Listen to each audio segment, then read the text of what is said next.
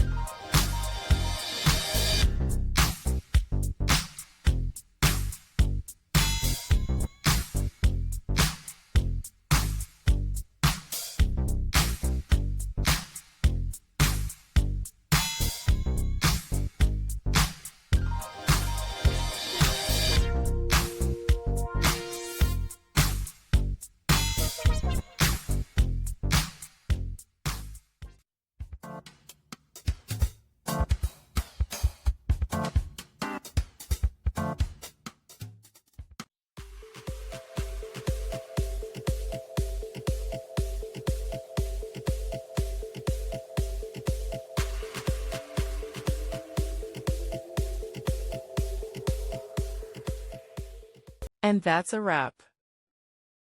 I hope you found the answer you were looking for. If you did, take a second to hit that subscribe button. It really helps out. And let me know in the comments which solution worked best for you. See you next time in the debug zone.